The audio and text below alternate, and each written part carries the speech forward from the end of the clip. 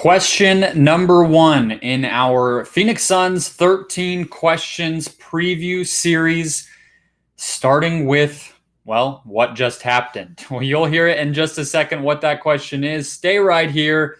It's all coming up on Locked On Suns.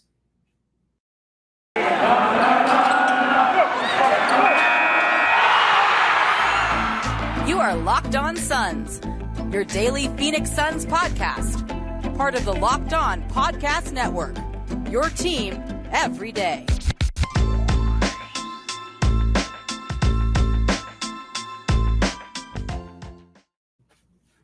We are back. This is Locked On Phoenix Suns, our preview series beginning.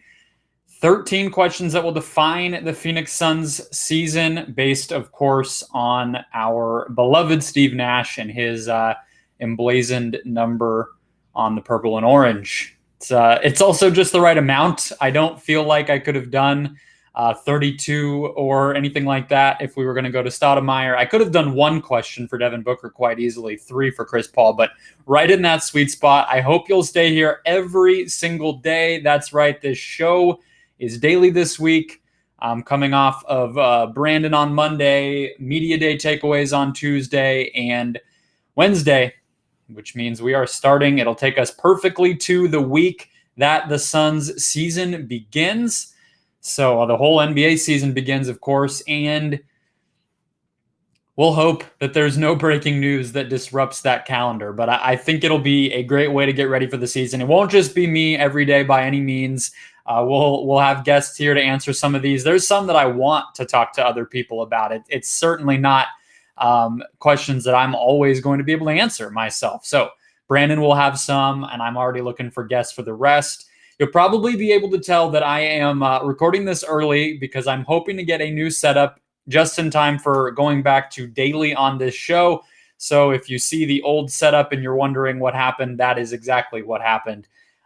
Before we get underway here, and before we get too far, much closer to the start of the NBA season, start your week with the latest NBA news and game recaps on Locked On NBA. Josh Lloyd, host of the Locked On Fantasy Basketball podcast, takes you around the NBA's major headlines with the help of our local experts. So follow the Locked On NBA podcast today wherever you get podcasts. Going to be must-have in terms of podcasts and getting ready for the NBA season and getting you ready every single week once the season begins with the news that you need to know. So listen over there. One last request before we get to question number one, which is on expectations and success. You'll get to it in just a second, but I wanted to remind everybody, 1,000 subscribers is what we are shooting for. I'm going to be here every day. I'm going to be bugging you every day. If we just get to 1,000, if you tell all of your friends, family members, and Suns fans in your life to subscribe, then I don't have to bother you anymore. But if we get to 1,000, I will be selecting a random subscriber to get this Kelly Oubre bobblehead. Has the wave on the back, has the Converse, of course, has the AirPods.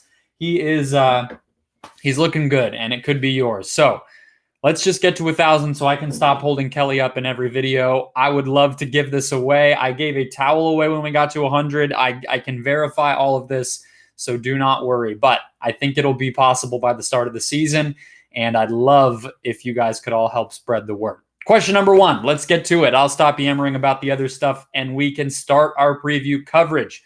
Question number one is, how will expectations and success affect the Phoenix Suns heading into 2022? Pretty simple premise here, but I think we're going to get into a lot of things that you might not expect in terms of the layers of this answer. So close your eyes with me. That's where we're going. Close your eyes.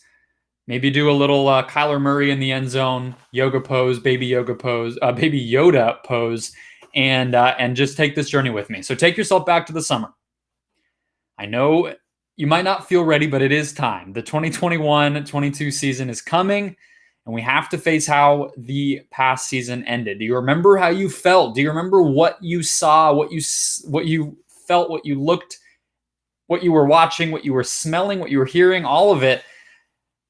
It felt bad, right? It didn't feel good when the Suns lost that final series. Well, let me just cut in before I make you suffer anymore. The Suns players and coaches probably felt a lot worse. So I feel like as we get ready for the upcoming year, the logical place to start is with that magical run and eventual loss to the Bucks, because it'll color a lot of how these Suns exist in our minds, in reality, whatever it might be when they tip off the season in just a couple of weeks. So to get a feel for all of how this might affect them this season, we're going to look back to all people, Bill Simmons. Might seem weird. His book is where I'm going to read from.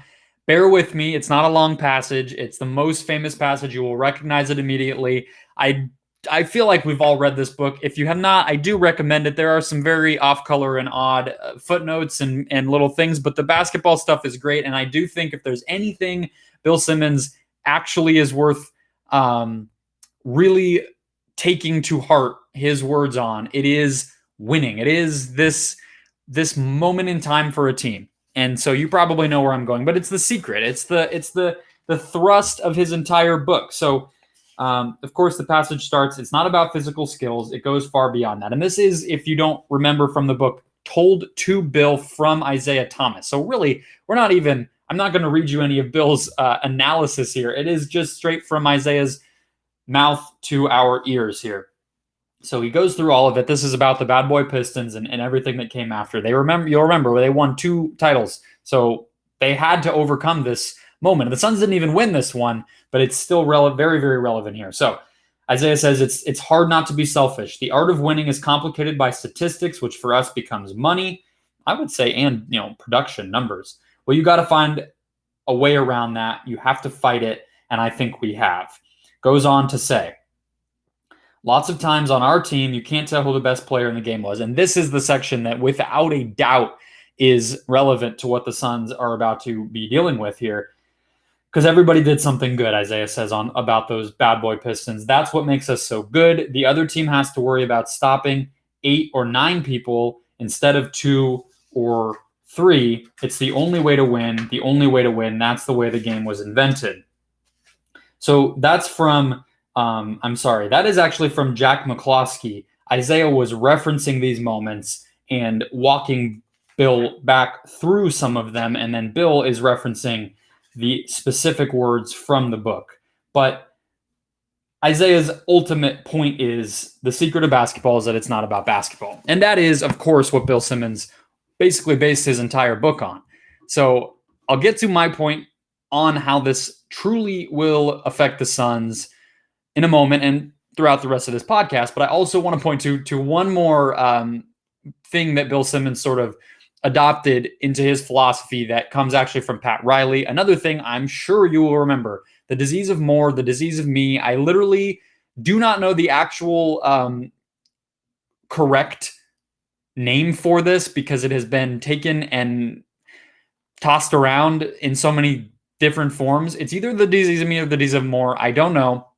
But this was interesting. It was from a business article where it looked at the 7 danger signals on the disease of more. So this is going to be particularly relevant. And I just reading through them, they all felt fairly reasonable and things that I think we're going to have to monitor and think about and talk about as the Sun season comes along because we can't take it for granted. So here they are. Inexperience in dealing with sudden success, chronic feelings of underappreciation, paranoia over being cheated out of one's rightful share. That might sound familiar. Resentment against the competence of partners might sound familiar. Personal effort mustered solely to outshine a teammate.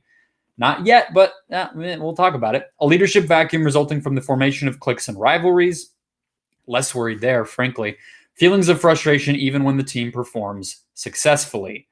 Man, that one is deep. Really, truly, like I think we've all been in a situation where you might do something, get something big done, achieve something with your work colleagues or your family or whatever it might be, and just feel mad, feel wronged, feel frustrated for some reason. And I think because we don't think about this stuff honestly enough as people, I just think you don't even know why. And I don't even know if a lot of us ever get to understand within ourselves why that happened. So you're probably, though, all that understood. We all can obviously relate to these things, but you're probably feeling like shouldn't affect the Suns at all, right? Culture is the one thing they have down pat. I agree with you, of course, but we saw how badly this stuff hurt the Suns last season. And I feel like that type of pain, it can either refocus and center you and make you more determined, or it can, I don't think break you down, but at least start to wear on you, right? So again, I want to reiterate, I fully believe the Suns can handle this. But these things, these are truisms and realities, and they're passed down for a reason. Sports proves these things, right? So it will be hard for the Suns this season. It will be hard. Even if they win a ton and everything else, these things will play a role in how this season plays out. Because again, even though they didn't win, they got about as damn close as you possibly can. And they also won way more than they were expected to anyway. So while they might not have won the title, these things are incredibly relevant, and the effects already are showing. So let's get to what some of those are here in just 1 second. But first, a quick word from Sweat Block, the little secret to confidence right in your back pocket. The deodorant that's hardly a deodorant at all. It really stops sweat, stops odor in its tracks more than a typical deodorant because it isn't one. It's a wet wipe. It is a wipe that you apply to your underarm, and it cuts out entirely the sweat. That's really what it is. It has been tested on firefighters. It has been tested in kitchens, hot areas where people are doing incredible things, have the nervousness and anxiety to create the sweat in addition to it just being sweltering, and it works. It's also been reviewed by over 10,000 Amazon users, and it's been a bestseller for years there. So this stuff really does work. I have tried it myself. Being in the Arizona sun, I feel like should be its own test case, and it worked for me. They tell you apply it before you go to sleep, and it can last as many as 7 days. Now, I get living here if you don't necessarily trust that, but there's many in a pack, so you don't have to worry if you don't have to sweat it if you reapply every couple of days. But it is not like deodorant where you're in there twice, 3 times a day. It cuts it in its tracks. Again, the little secret to confidence right in your back pocket. So have a promo code for you. You can also check these guys out at Amazon and CVS the next time you are there, but really get the job done by going to sweatblock.com. Get 20% off your next order with the promo code Locked On. Again, that's promo code Locked On at checkout for 20% off at sweatblock.com. All right. Today's show also brought to you by DirecTV Stream. I know this will sound familiar to many of you. You've got the game going on one TV. You have another device going to stream your favorite shows. You've got sports highlights going on your phone on Twitter, and you've got your neighbor's best friend's login just for the good stuff on another screen. Well, I want to tell you about a simple way to get all that entertainment that you love without the hassle, and a great way to finally get your TV together. It's called DirecTV Stream, and it brings your live TV and on-demand favorites together like never before. So you can watch your favorite sports, movies, and shows all in one place. No more juggling remotes, no need to buy another device ever again, and best of all, no annual contract. So get rid of the clutter and the confusion and get your TV together with DirecTV Stream. Learn more at directtv.com. That's directtv.com. Compatible device required. Content varies by package. So the early effects of some of the ways in which the success of last year's Phoenix Suns will affect them. Again, number one question of our preview here is how will expectations and success affect the team?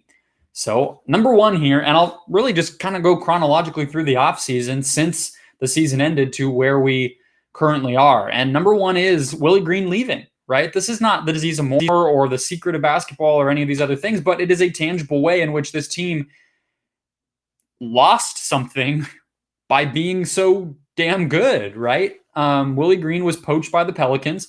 Honestly, to me, way sooner than I thought he would be. Brandon and I had talked one day when he had interviewed in Orlando and basically agreed, like, it's probably not his time. This will probably be this offseason where he goes through the interview process a few times, and then, maybe in a year or two, if the Suns stay relevant and he continues to earn such high praise from the coaching staff and players in Phoenix. But it happened ahead of schedule. It happened sooner than we thought because this is a copycat league and teams in the NBA chase what's working for their counterparts. We obviously know Willie Green was responsible for the defense. He was close with a ton of players. He was a big part of, frequently mentioned as a big part of why Chris Paul came here. And he'll be missed. He will, right? I mean, Kevin Young is a guy who the Suns were able to hire last offseason. I think he's a pretty promising up-and-coming assistant as well, was with the Sixers back during some of their playoff runs under Brett Brown. And of course, that's going to help. And there's still Mark Bryant here and some of the others. The Suns have remolded their coaching staff quite a bit. But with Willie and Darko Rajakovic leaving in back-to-back years, not to mention Jeff Bauer leaving, you are just seeing, aside from Monty Williams and James Jones and some of the other main pieces here, this is what happens. The turnover is what happens because teams want what you have because you're good, right? So that's number one. Number two is the spending questions, because we also saw this offseason a ton of attention being paid to how much Robert Sarver would spend on this team, whether he'd be willing to go into the luxury tax and when and for how long and all of these things. He did spend, right? I mean, he brought everybody back and he didn't go into the luxury tax yet, but I actually understand him and am on board for the most part with the reasons for that. So I'm not going to criticize him on that yet. I think we will get to next season and it probably has to happen then, and we'll see. A conversation for a different day, but my point is the scrutiny there was a byproduct of media and fans looking at the Suns and saying, well, of course, you didn't get there. You're great. You have this window. You need to spend. That's external pressure. That's only happening because the Suns were good, right? Secondarily, the Suns may have, as a result of some of this, driven a little bit of a hard bargain on new deals for Chris Paul and Cameron Payne. Now, again, I don't want to get ahead of myself and say this is going to be an issue or anything else, but I don't think we should ignore it, right? We shouldn't just take for granted that those negotiations don't linger in anybody's mind. I don't know. Chris Paul gave an interview over the weekend and said, he's thrilled to be back in Phoenix. Year 2 is going to be even better. The fan base, he's so excited to get to play in front of fans every night and all of that stuff. But the reality is there's non-guarantees on the back end of this, or partial guarantees on the back end of both of these contracts. They both came in lower than expected, lower than maybe people thought they each could get. So again, the team improved. The team was able to run it back and add new talent, but it's not house money anymore. It is not just this ragtag group of guys, all, either already paid or not yet going to be paid, just in that perfect window like it was in the bubble, like it was last season. It's different now. That leads us to the final part of the offseason where this flared up, where we did see the early effects of success changing how things are playing out and how they're being talked about, right? So it's the extension negotiations ongoing between the Suns and DeAndre Ayton and Mikal Bridges. And this is the hardest one to decipher. There aren't specific things we can point to because we don't know what that deal has looked like. Everybody's been tight-lipped here. We've all just been talking into the void about it, and we won't know really much of anything until that October 18th deadline for the deals to be signed. Maybe before then. Maybe they'll both get done before then. But right now, we don't have a lot to base anything here off of, right? So having this run directly before both of those guys were up for extensions is just an inarguable part of a repercussion of the success. For example, we saw the Hawks have a similar situation here. They made the conference finals. They didn't make the finals, but of course, got way further than anyone expected. Trae Young and John Collins both up for extensions. Trae gets the full max, and Collins gets less than a max, but also more than I think we all expected him to get, at least before the playoff run. So I think they should be seeing it the same way. How does John Collins feel? Is that a tenable situation? Does he feel like he should have gotten more? Is he looking at Trae Young and saying, I'm at least as equally responsible for our success as he is? I would disagree with that, of course, but these things happen. We don't want to think that they can, but it does happen. Remember, think back to this one, and this will be the example I give, and then I want to move into some Suns examples throughout our history here as well. But remember, after the Warriors championship parade, the Warriors play-by-play man basically said Steph was owed more than Kevin Durant because Steph was here before the dynasty started, right? He built what it was that Golden State was able to do. And I'm not saying nothing is the one reason Kevin Durant left. And I'm going to go back to KD later as well, because I think it is an example. And it's a higher level example, because that was a dynasty. They were winning championships every year. They were the favorite every year. That's not where the Suns are, but it is such a clear case of some of these things, and they challenge teams. They have to. Everybody is a person. Everybody has their own internal motivations and sense of belonging or not, or why they get out of bed every day and what matters to them and whether the wins feel relevant to them. All of this stuff, it was exactly the same thing in the Pat Riley. Feelings of frustration even when the team performed successfully. Could not describe Kevin Durant better than that during his time in Golden State. So that is where we are. That is what leads us to the scrutiny aspect. And that's something I've been talking about if you've been listening and watching for weeks, almost through the entire offseason. But that's the last component here, because people are going to be talking about this team, and that affects so much. It really does. It really does, more so than when Ryan McDonough is making awful draft picks in a vacuum and no one thinks about it and everyone laughs and it doesn't matter. It didn't matter what Ryan McDonough did to anyone but, a select few Suns fans here in the Valley. Now, everything that the Suns do matters to, well, everybody who cares about the NBA. So that'll change so much. We'll get to it in a second. First, though, a quick word from Sleeper. Sleeper back in 2018 looked at the fantasy basketball landscape and realized things were broken. The game didn't work. Games were being won and lost based on whose players simply just had more scheduled games that week. It made no sense. So basically in 2020, Sleeper decided to start over from scratch and create a new system themselves. They made a new way of playing fantasy basketball called Game Pick, and it's only available on Sleeper. In Game Pick, owners pick a single game per week for each starter to count toward their total team score, ensuring an even number of games are played between opponents, and no one wins that unfair way anymore. Takes way less time. You don't have to be on your fantasy app scrolling through, picking guys every day, trying to make sure you have everybody in your lineup who's playing. We all know that from playing fantasy basketball. It's basically turned it into fantasy football. You pick once per week, you set your lineup, you get the guys that you want based on who's home versus away, who they're matching up against, the opponent's defense, pace of play, all those things. You just set it and you really forget about it and you check it at the end of the week. Very simple, very fair, and very fun still. Sleeper cracked the fantasy basketball code. So if you love fantasy basketball, you want the easier, less work, more fair version, you're going to love Game Picks. Download the Sleeper app, check out the Game Picks fantasy basketball, and start a league with your friends today. You will not be disappointed. Today's show also brought to you by Theragun. Don't let the stress of daily life weigh on your body, or maybe a daily wife. I don't know. Whether you're an elite athlete or someone just like me making it through the day every day, Theragun can help you. Theragun is the handheld percussive therapy device that releases your deepest muscle tension using a scientifically calibrated combo of depth, speed, and power in a package as quiet as an electric toothbrush.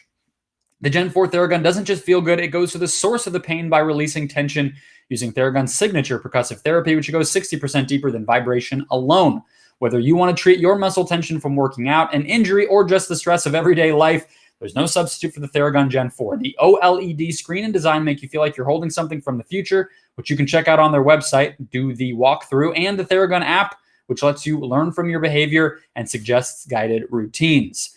Try Theragun right now for 30 days, starting at only $199. Go to therabody.com/lockedon right now to take advantage and get your Gen 4 Theragun today. That's therabody.com/lockedon for a $199 Theragun. Again, that's therabody.com/lockedon. Let's close out the show. Scrutiny. It's something I've talked about, whether it be with the Suns' national TV presence this year or the Suns players' placement on top 100 lists. It matters. I've been talking about it for a reason. So let's go quickly back to the Warriors.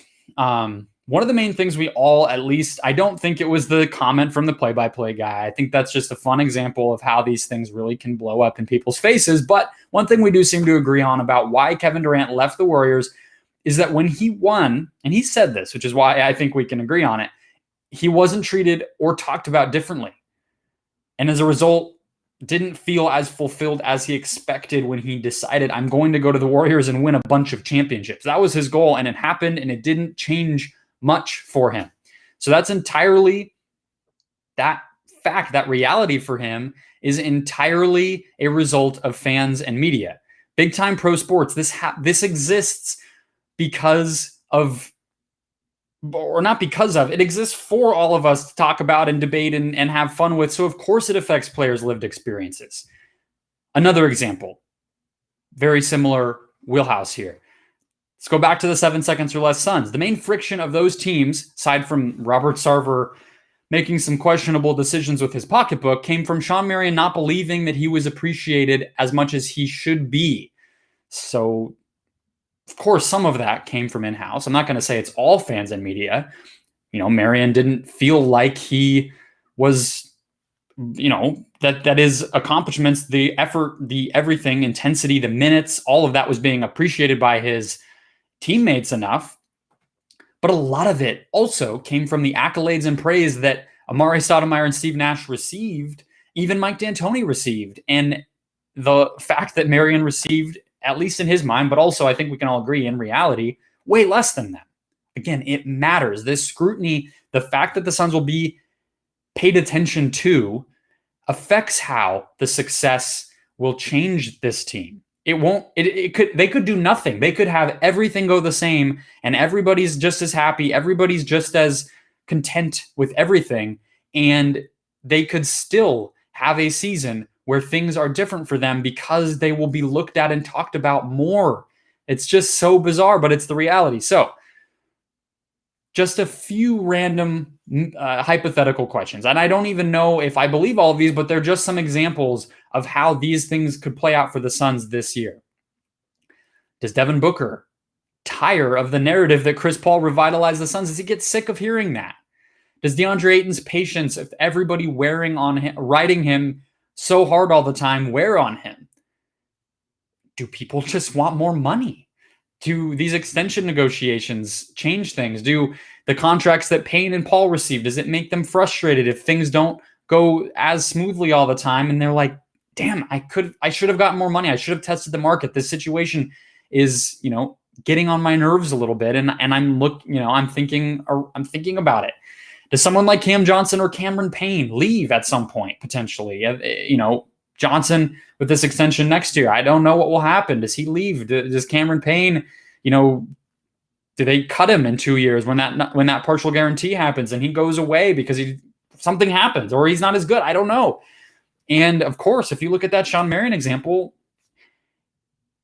that's the byproduct of some of these things happening over time. They might not happen this season, but we might see the beginnings of some of these things. I'm not going to predict. These are just random. These are sort of obvious ways in which this could happen, in which, those disease of more things could start to play a part, and the gradual effect of change and difference and people getting tired of each other. It happens. But if you look to those 7 seconds or less, if you look to Marion, well, what happened is they traded Shawn Marion for Shaq, and it dramatically reoriented the future of the team, screwed things up, did not ever look the same right until 2010, and it got a little bit back on track for the one last run. But these things happen. And it's not to be negative, because plenty of things could change. Plenty of guys could leave or want to leave, or things could blow up, and then you could figure them out. The Warriors were fantastic for a long time regardless. You know what I mean? The Kawhi Leonard and the Spurs, all this unraveling was happening. Meanwhile, they're winning 60-plus games a year and competing for championships. I'm not even trying to say that it's all negative. It is just change, and it will start to play out this season without a doubt. Last but not least, I do want to just say, to end on a note of optimism, because I really, truly am not being negative here. You get Monty and you get James Jones for this exact reason, right? The culture, the competency, the contentment that everybody has, the ability to hold everything together. That's why you target those types of guys. They're good at other parts of their job too, but that's what they're best at. And that's what they've proven has been their calling card to make them better than the rest of their competition. So until further notice, of course, you trust those two to have the situation under control, keep the culture intact, keep morale high. Of course, I'm not calling that into question. I'm just showing that these things happen whether we expect them or not, whether we like them or not. And despite everybody's best intentions, most of the time, change will happen, and sometimes it will be negative. History just shows us it would be absurd to take all of that for granted. So that's the answer to question number one. It is multi-pronged, but the answer is success will change the Suns in a lot of ways, some of them that they have no say in. And that starts soon. It starts already. It already has started.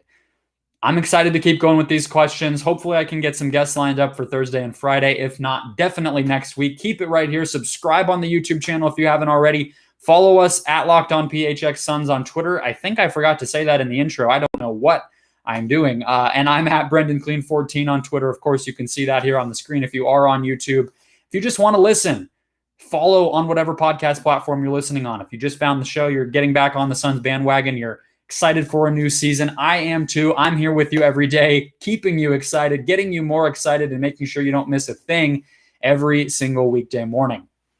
That'll close us out. Enjoy your Wednesday, folks. And crazy to say, I will be back with you tomorrow.